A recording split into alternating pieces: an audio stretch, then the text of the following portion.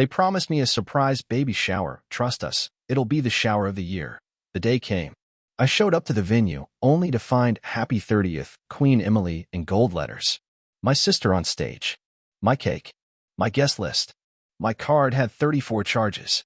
Total, $8,300. When I called, Mom said, "We accidentally gave her your date. But don't worry, we'll do yours soon." I replied, "Well, color me surprised."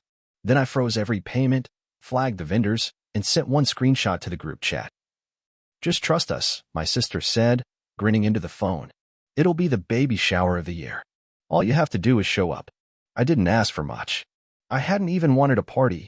Really, I'm not that type.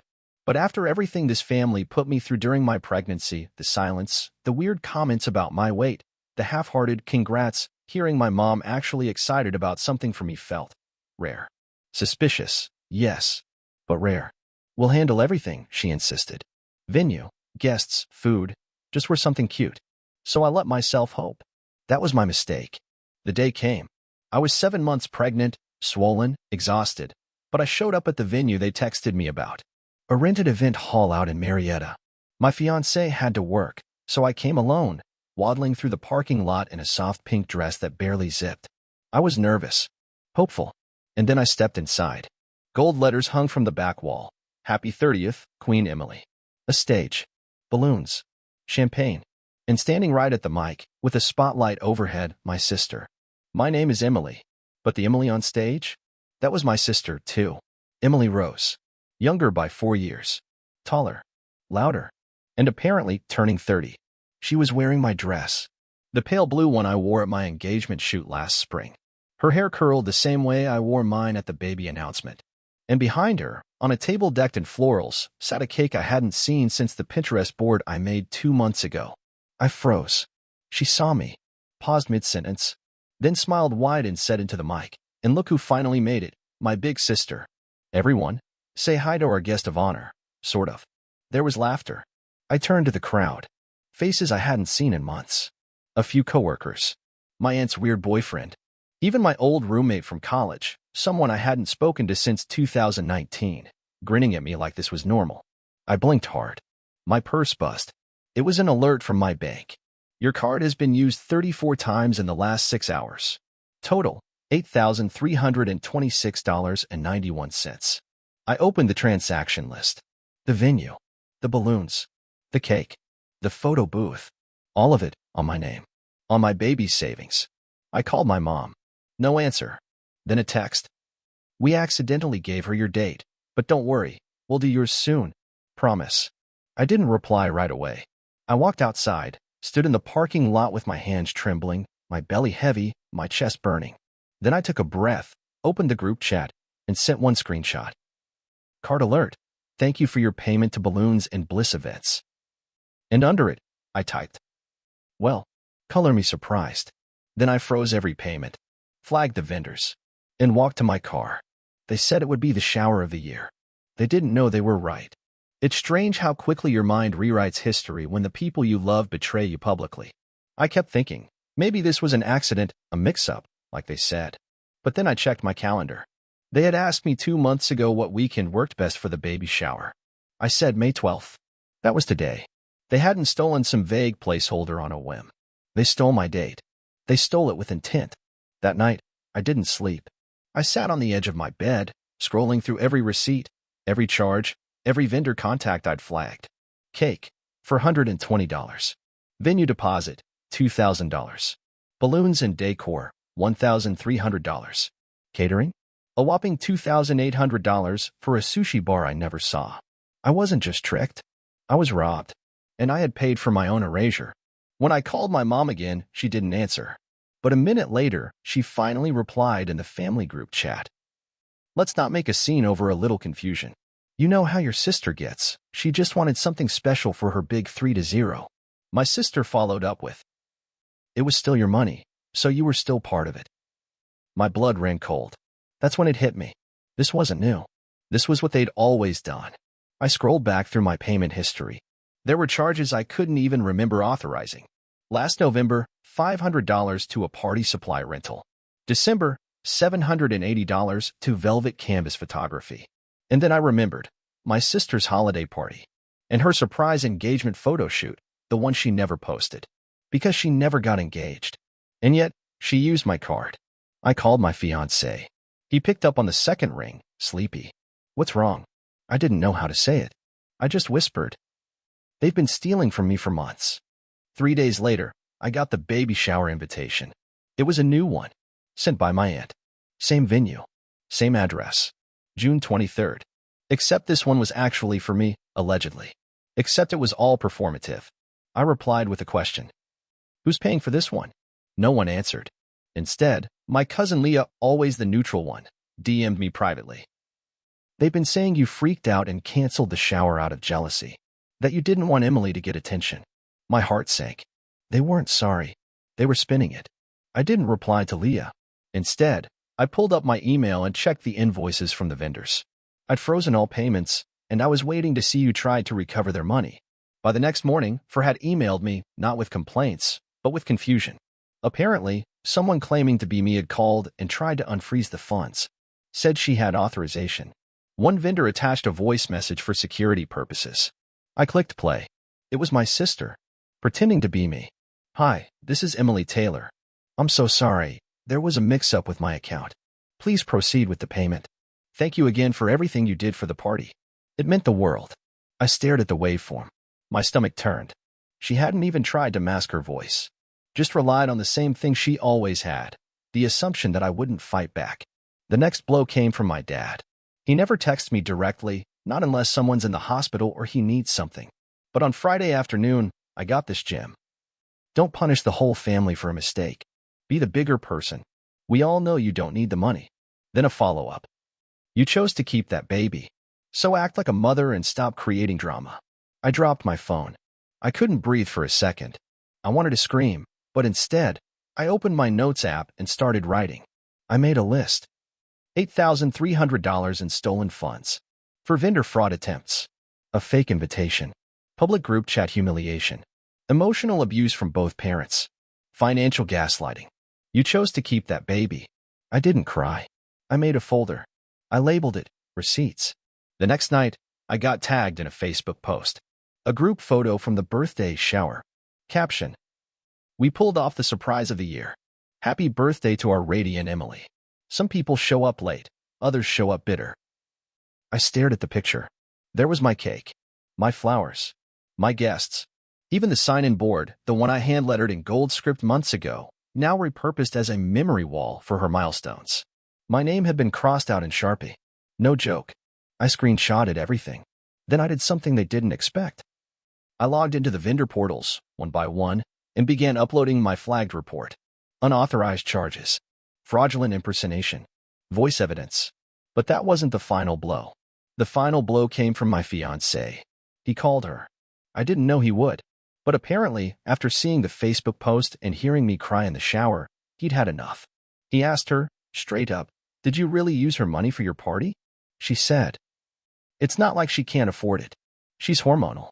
You know how pregnant women get. He recorded the call. Then he sent it to me. Then, and I'll never forget this, he sent it to the group chat. No caption, just the audio. It started with her laugh and ended with silence. That was the moment it cracked. The invite came 2 days later. A family dinner, just to talk. Private room. Italian place. 7 p.m. No kids. No plus ones. I stared at the message from Mom like it was a trap laid out in velvet. You've made your point, she wrote. Let's put the past behind us. For the baby. I didn't reply. I just packed my bag. Slipped the flash drive into a small black case. Printed screenshots.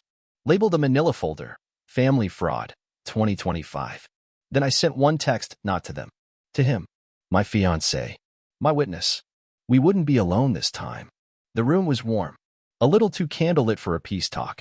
Like they were trying to stage an after-school special. Mom had ordered ahead. Pasta. Breadsticks. Wine I couldn't drink. She smiled when she saw me. Look at you. Glowing.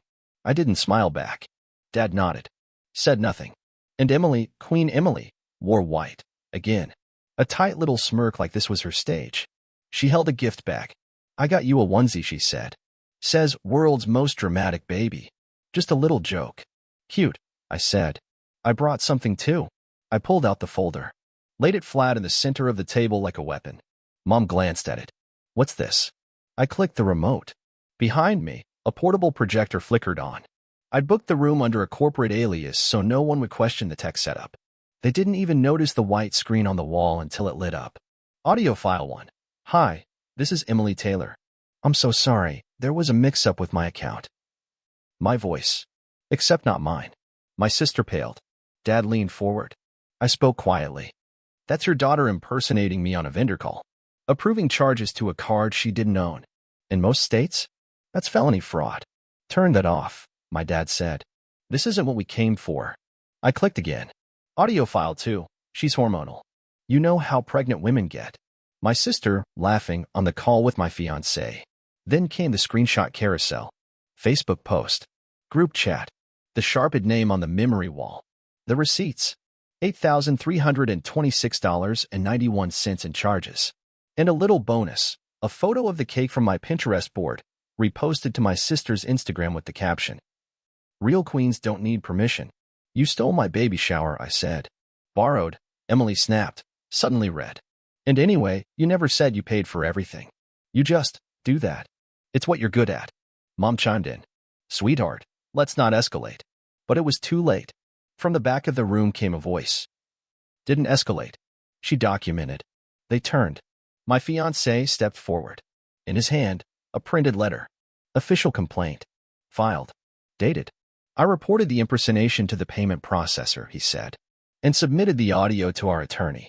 We're not just pressing charges, we're freezing the joint savings account too. Mom stood up. You can't. That's for the baby. No, I cut her off. That was for the baby shower. The one you let her hijack. Dad finally spoke. This is disgusting. What kind of daughter does this? The kind that's done, I said. The kind that's 7 months pregnant and still footing the bill for people who would happily erase her if it meant more attention. Then I reached into my purse and pulled out the ultrasound photo. Placed it next to the folder. You won't know her name. You won't see her face. You won't hold her. Ever. Emily laughed. Oh, come on. You're not serious. I turned to her. You used my money, my guest list, my identity, and you called me hormonal when I caught you. You're not a sister. You're a leech with a crown. The room went silent. Then, a voice from the corner. Amen to that. It was Aunt Melissa.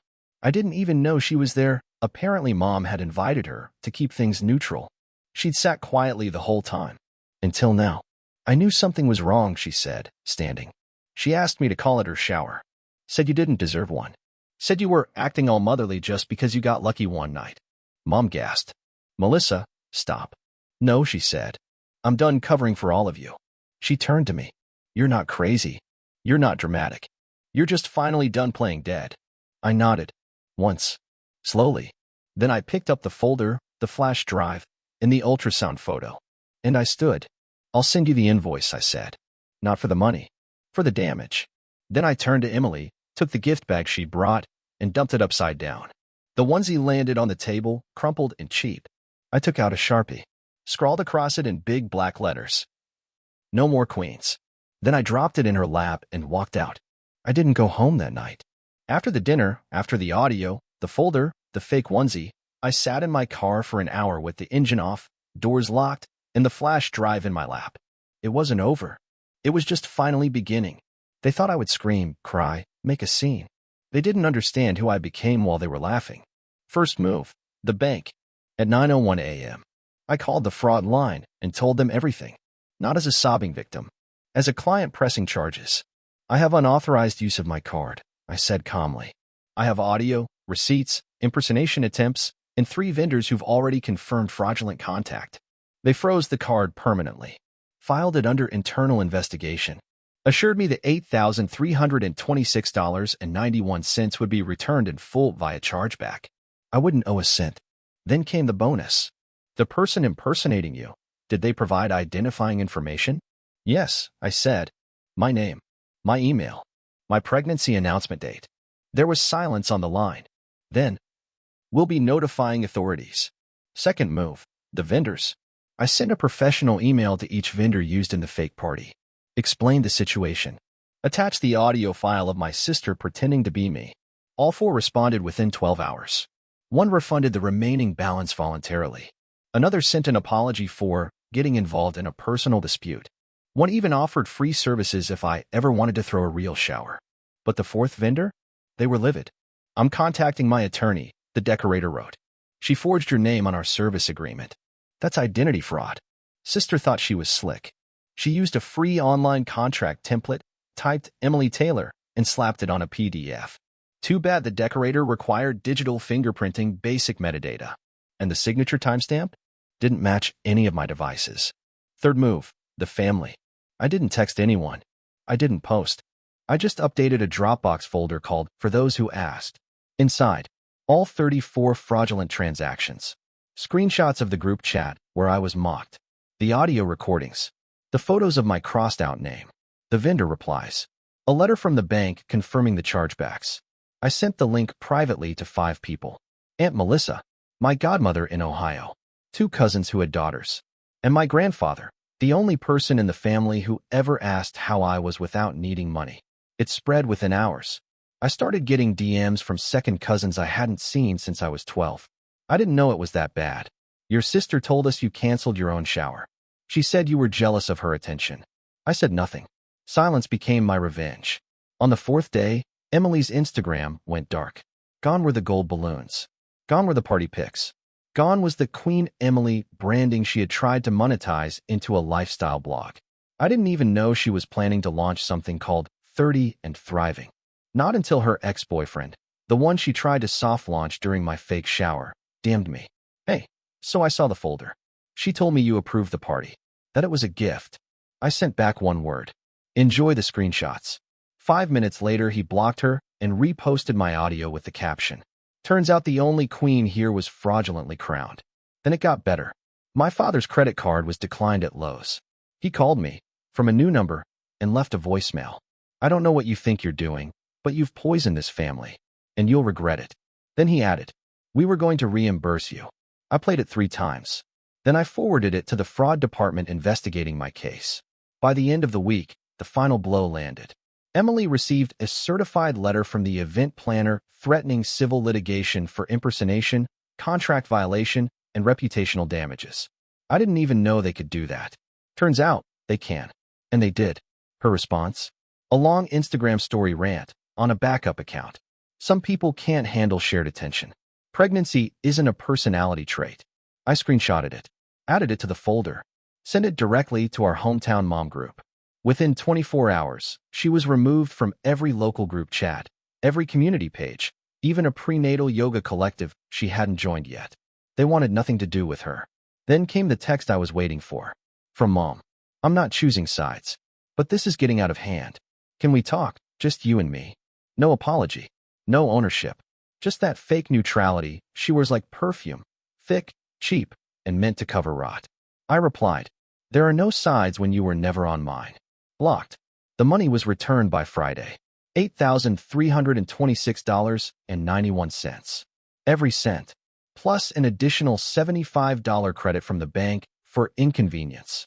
I used it to buy myself something I'd wanted for months. A custom bassinet, walnut wood, engraved on the side in tiny gold lettering. Safe, wanted, protected. Because this child, my child, will never grow up wondering if she's a prop in someone else's performance. I didn't tell anyone when she was born. No posts, no names, no photos, just one announcement. I gave birth to peace. 7 pounds, 6 ounces. No drama, no parasites. 12,000 shares, hundreds of comments. This is why we don't go home. Protect your energy, even from your mother. That day, the girl who once begged for crumbs died, and I didn't mourn her. The first card came a week later. Pink, glittery, no name. One day, she'll ask where we were. I burned it in silence. Real closure? It wasn't an apology. It was control. New name on every form. New number. New voicemail. If you're calling for forgiveness, you've missed your window. If you're calling for money, use the number you used to book my shower. Lawyer confirmed. Case closed. Identity secured. No further risk. Then came the drive-by. Same venue. Same railing. Old balloon scraps caught in the grass. I parked. Left a framed photo in the mailbox. My daughter. Fists raised. Caption. She'll never call you queen. They say family is forever. But forever ends when silence feels safer than dinner. I'm not the bank, not the backup, not the body they used to host their spotlight. I'm the author now, and they've been edited out. Final move? I mailed back the infamous onesie, world's most dramatic baby. But this time with a patch stitched across the front. Not your storyline, not your child, not your access. Blocked again. Then I slept. For the first time in years, I slept like someone who finally ended the show and walked off stage with her name intact. Done. New number. New life. No crowns. Just peace.